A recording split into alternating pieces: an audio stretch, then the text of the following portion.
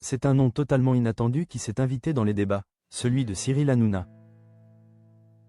La troisième semaine du procès de Cédric Jubilard, accusé du meurtre de sa femme Delphine disparue en décembre 2020, se poursuit au tribunal d'Albi, dans le Tarn. Et cette fois, c'est un nom totalement inattendu qui s'est invité dans les débats. Celui de Cyril Hanouna. Ce mercredi 8 octobre 2025, l'animateur de Tout Beau, Tout Neuf, est revenu stupéfait sur les propos qui ont circulé à son sujet dans la salle d'audience.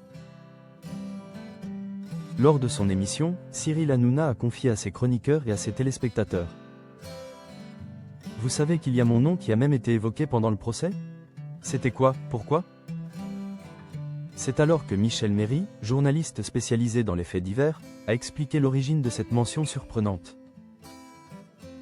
Tout remonte au témoignage de Marco, un ancien détenu qui avait affirmé que Cédric Jubilard lui aurait avoué le meurtre de sa femme alors qu'ils étaient à l'isolement. Les deux hommes, incarcérés dans des cellules voisines, communiquaient par la fenêtre.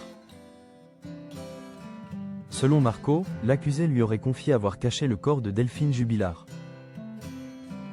Une révélation qui avait, à l'époque, fait grand bruit dans les médias.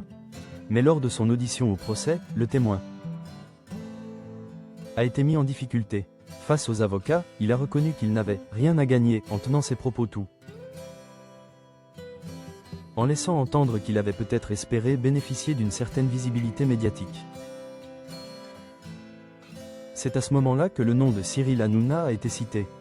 On lui a dit « Vous avez été chez Hanouna », a rapporté Michel Méry sur le plateau de TBT9.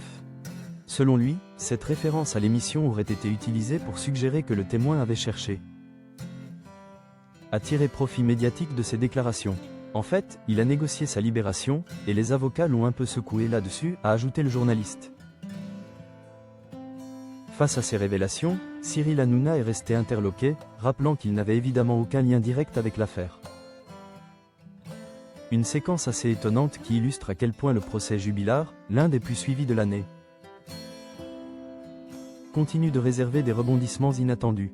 Et cette fois, c'est l'animateur le plus médiatisé de France qui s'est retrouvé, bien malgré lui, au cœur du tumulte judiciaire.